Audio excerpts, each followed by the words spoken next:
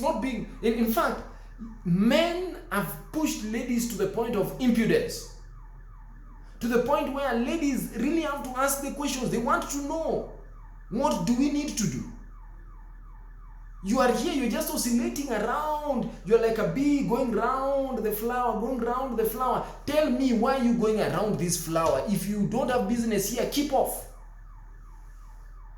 And that's why at times, ladies always make the first move. And they would want to ask you, Ish, where are we heading? And this 21st century men, the problem with us is we are keeping the ladies waiting and we are keeping them in question. Make your moves clear. Let it be known you are my friend, not my girlfriend. And by the way, if somebody is your friend, if you see them talking to another guy, don't make it a big deal. If you have a problem with that, ensure they are your girlfriend. That's when you can say, hey, but the way you're talking to so and so much worries me.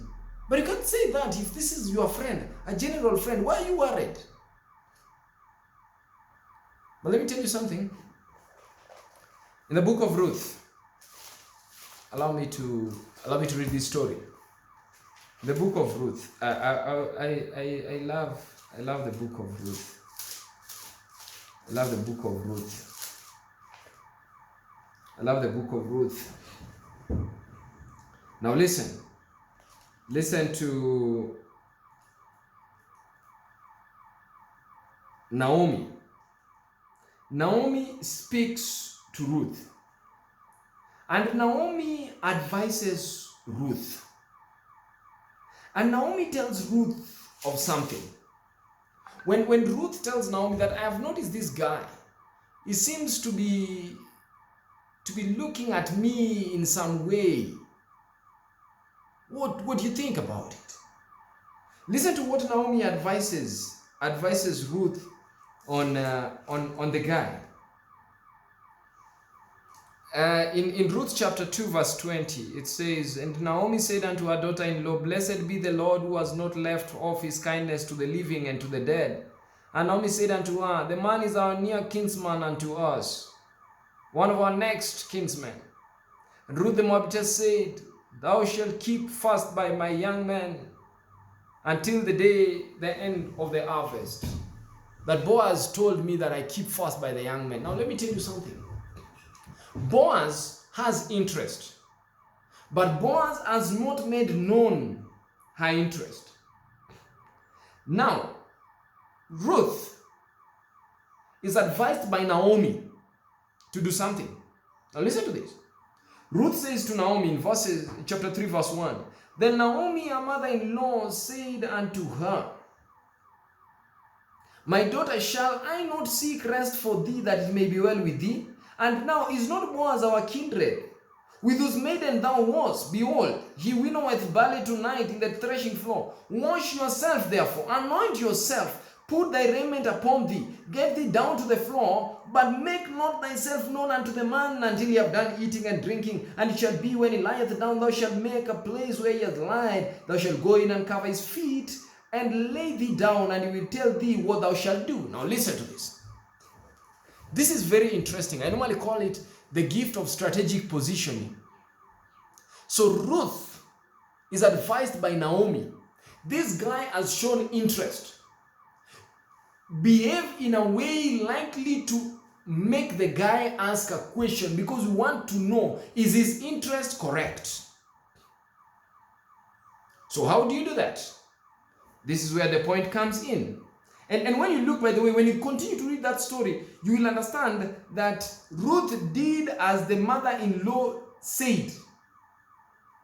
But Ruth did not lay or did not have sexual relationships, sexual association with Boaz. He only put himself in a strategic way to make this guy know that I am available, but not to do wrong. The mother-in-law advised. Listen to this. The Bible says in verses 14 of Ruth chapter 3, she lay at his feet until morning and rose up before one could know another. That is fidelity.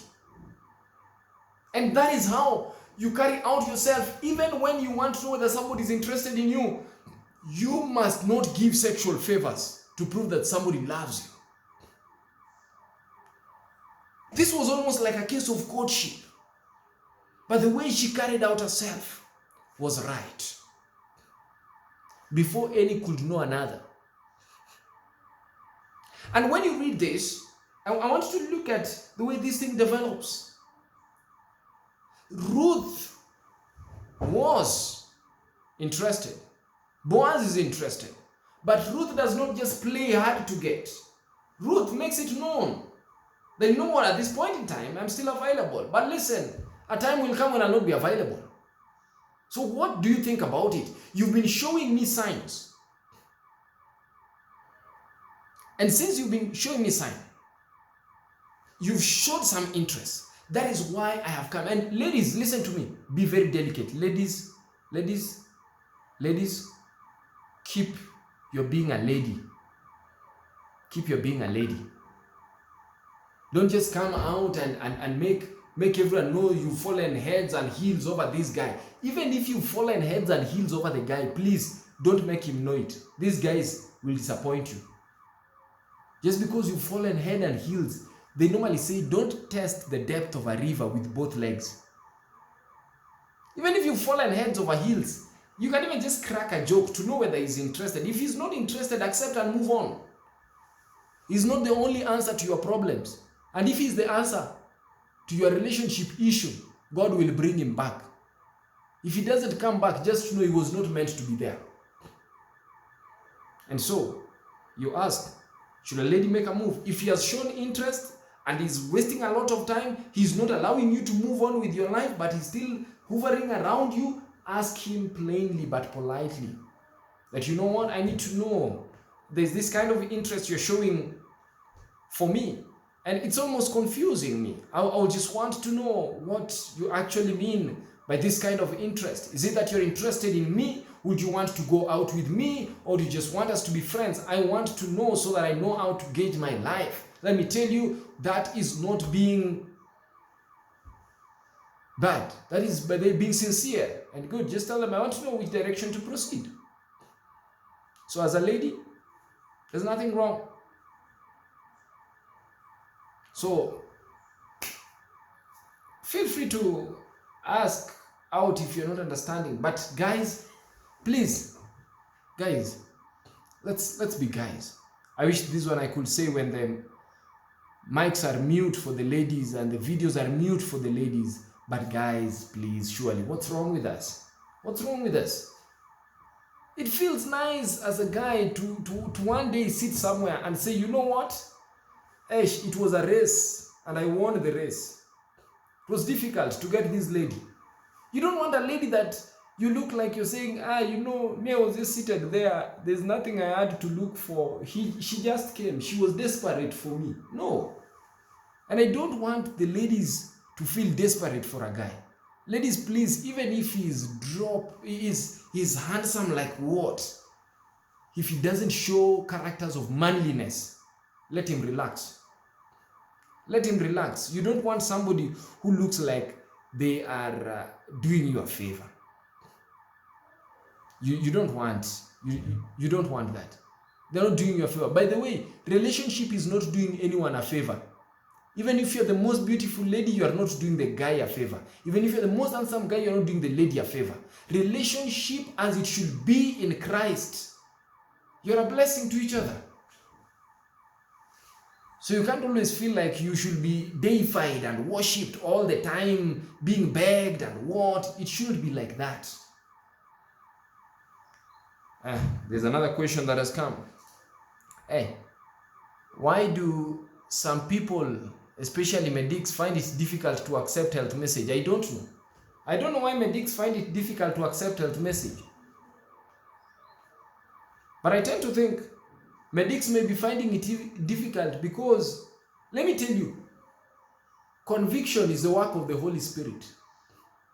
If you want to justify the wrong you are doing, go ahead, justify it.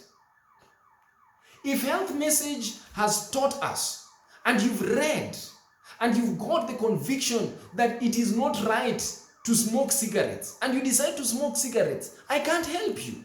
I can't. There's nothing I can do. But one thing I'll tell you, we will preach health message. Whether all doctors are against it, we will preach it. Because it is the truth. You can sit back and you say, oh, you know, as medics, we have discovered.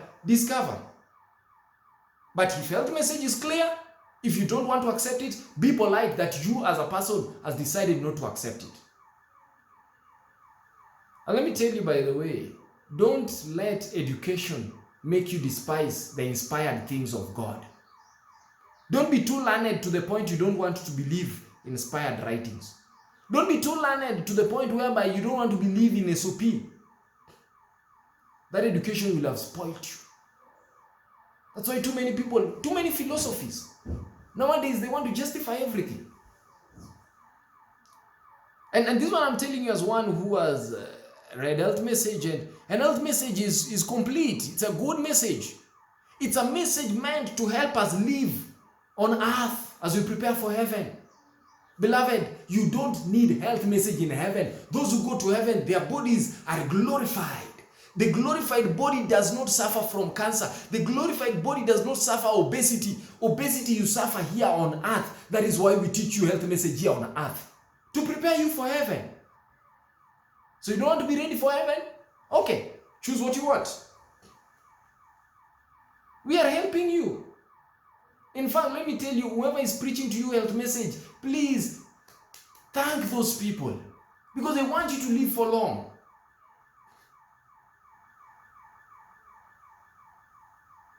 Let me tell you, you value health message, especially when your health becomes a problem.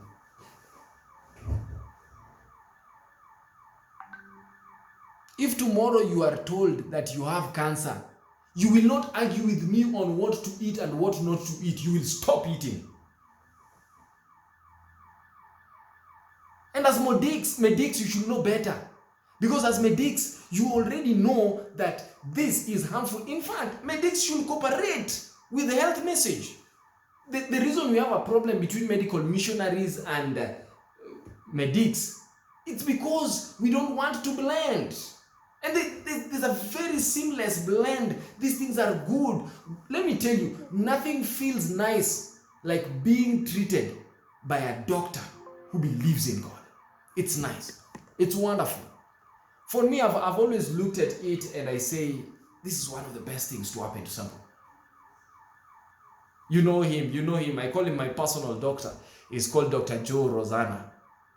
I love him. We sit down, we discuss. I'm admitted to hospital and we sit down with him. And those who know me know I am inquisitive. I want to know everything. We sit down, discuss with him. Why am I suffering like this? What is the worst that can happen to me? I remember sitting with Dr. Joe and I was asking Dr. Joe when my dad was in hospital. And I'm asking Dr. Joe, all these doctors have explained to me what my dad is going through. Now let's sit down, let's discuss. What is the worst that could happen about my dad? And he tells me everything, and he tells me this could go this way, this could go this way. Where he is right now, he's brain dead and all that. And I sat down and listened. And let me tell you, she's a child of God. She understands the God in whom I believe. And so when he explained to me, I was comfortable with myself. I said, as the Lord wills, you've explained. Now, let's do what is medically possible. Let's leave everything in the hands of God. It becomes easy.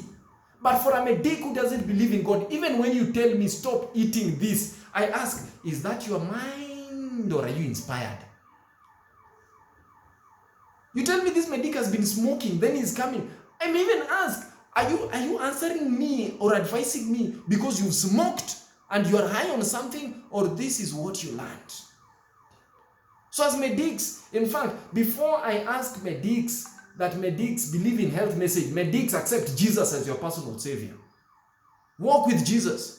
When you walk with Jesus, you will meet health message, because health message is scriptural, it's biblical, it's Jesus ordained. If it's not, let's throw it away. What have you been reading? Haven't you read the book Medical Ministry? Medical Ministry, page 40, I believe it's the one that says Jesus Christ was a Seventh-day Adventist to all intents and purpose.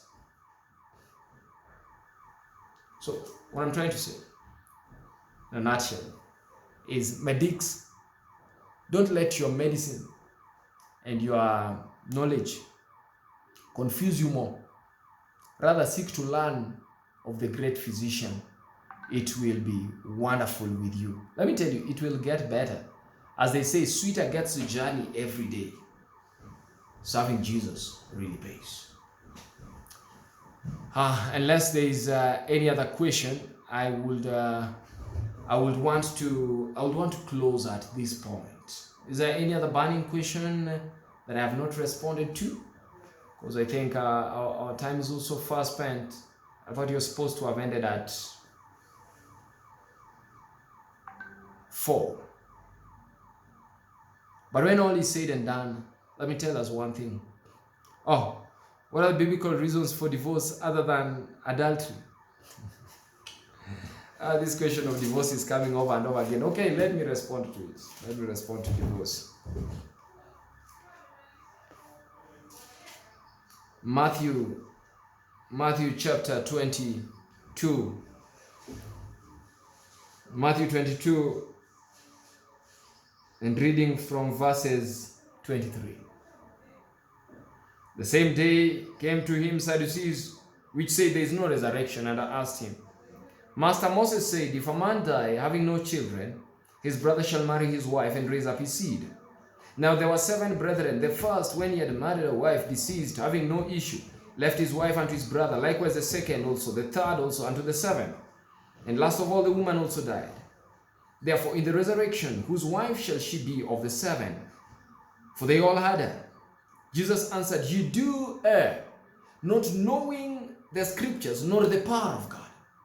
You make a mistake, not knowing the scriptures, nor the power of God. But let me explain this. It says, for in the resurrection, they neither marry nor give in marriage, but are as the angels of God in heaven. Now, you see, when Jesus was answering this, there are several questions that have been coming to him concerning marriage. And Jesus is seeking to respond to this question of marriage. Let's go back to... Oh, you've not responded. Okay, I'm coming to that. Thank you for bringing back all those questions. Let me go back to Matthew chapter 19.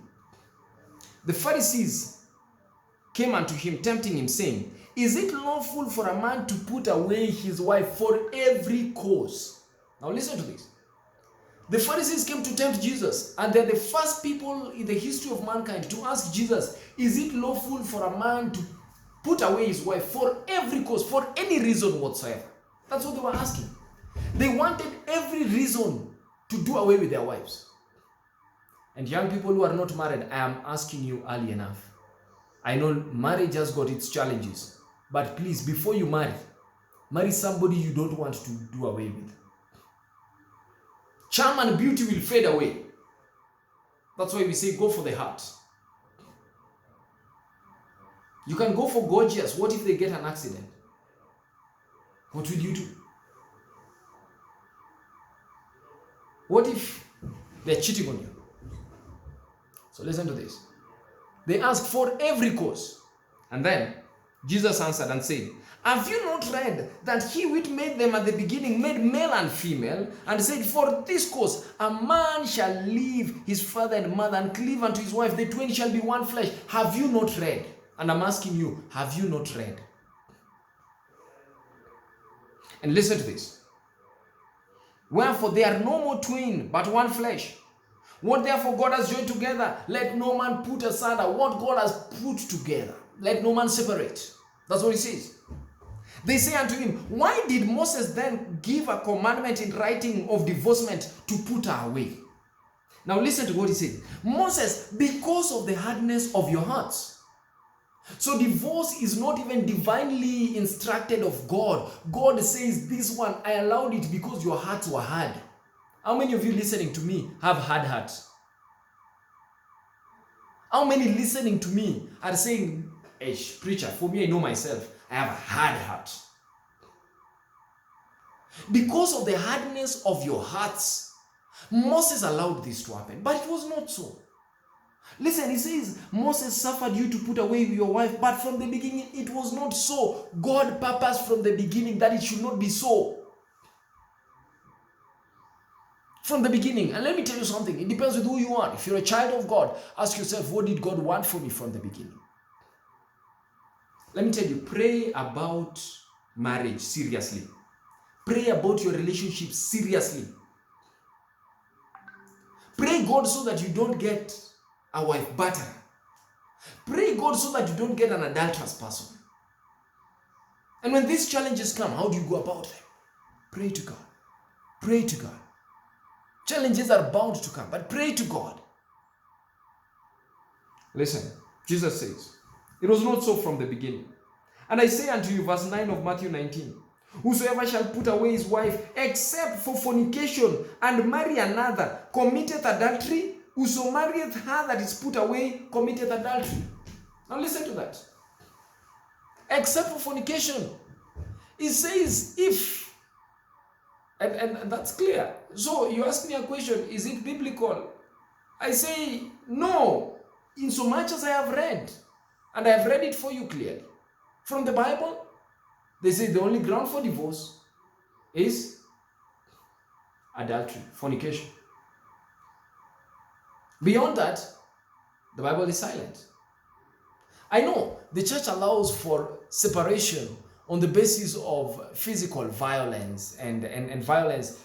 Some people, by then nowadays, it's even worse.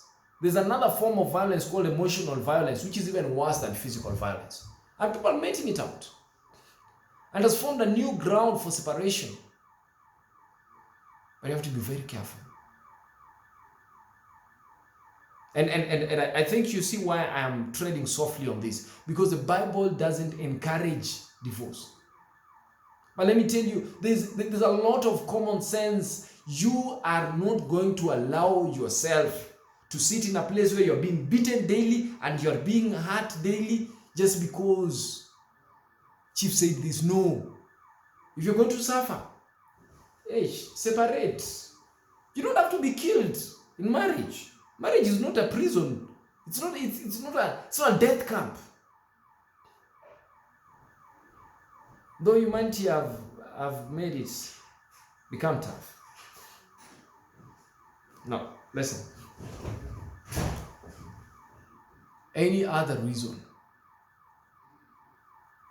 Come with a reason. Let's sit down and do our Bible study and see, is it ground enough? Nowadays, people want to divorce for every reason.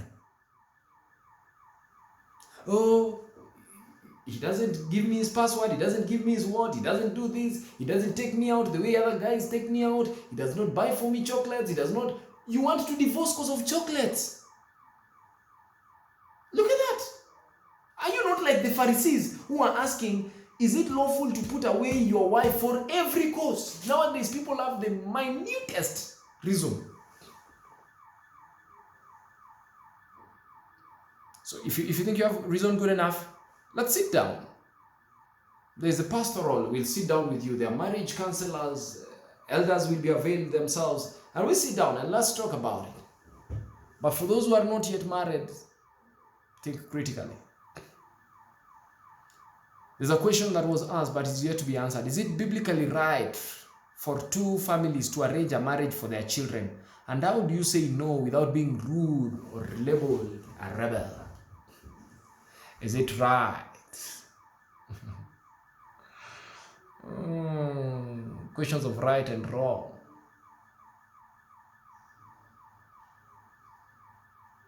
If we see you are making the wrong decision, if we see you are so hard-headed, and by the way, let me tell you something. Make good decisions such that nobody will worry about making a decision for you. Even when you're choosing causes to do, even when you're choosing jobs, make the right decision so that even when you stand up tomorrow and you say, by the way, let me tell you, if you've been making the wrong choices every time you are allowed to make choices, you're taken to campus, you decide to start drinking. You're done for this, you decide to do negative. People will be worried about the things you do.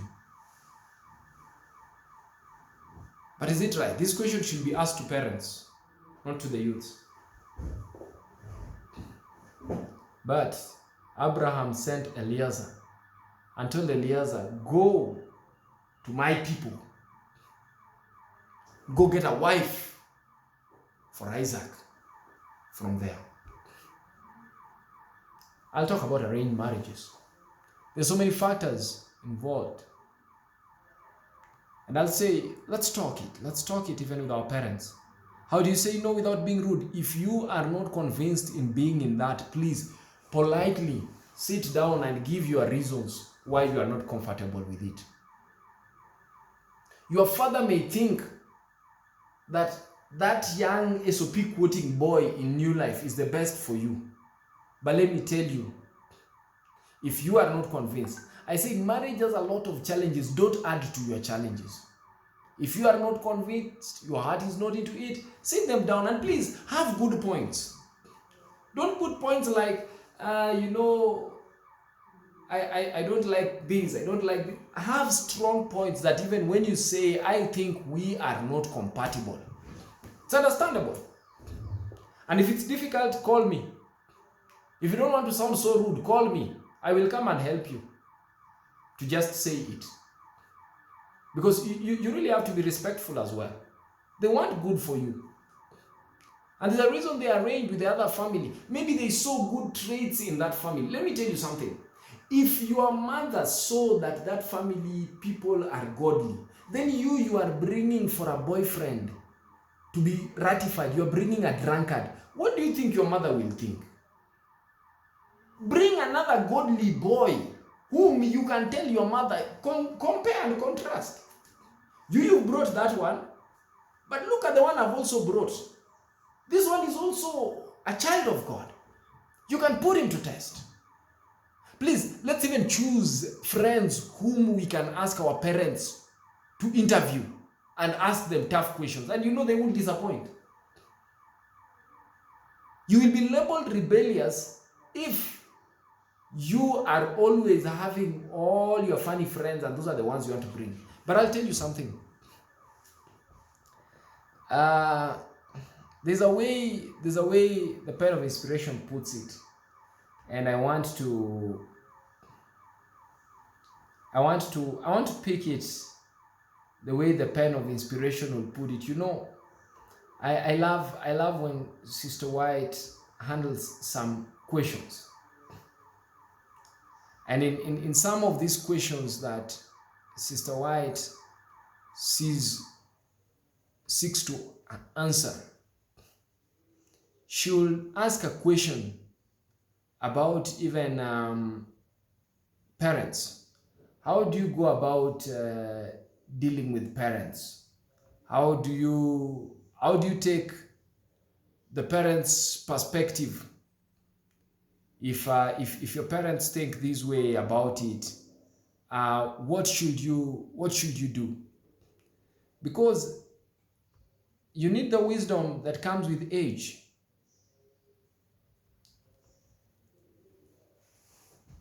Allow me to read Adventist Home, page 72, paragraph 3. It says, shall children consult only their own desires and inclination, irrespective of the advice and judgment of their parents? Some seem never to bestow a thought upon their parents' wishes and preferences, nor regard their mature judgment. Selfishness has closed their hearts, the door of their hearts, to filial affection. The minds of the young need to be aroused in this regard. The fifth commandment is the only commandment to which is annexed a promise, but is held lightly and is even positively ignored by the lover's claim. Slighting a mother's love, dishonoring a father's care are sins that stand registered against many youths. So as a youth, you need to ask yourself, this is what my father thinks, what should I pick? Listen to Adventist Home, page 75, paragraph 1. It says, should parents, you ask, select a companion without regard to the mind and feelings of the son or daughter? Is this not the same question you've asked me? Should parents select a companion without regard to the feelings of the son or daughter? I put the question to you as it should be, Sister White says.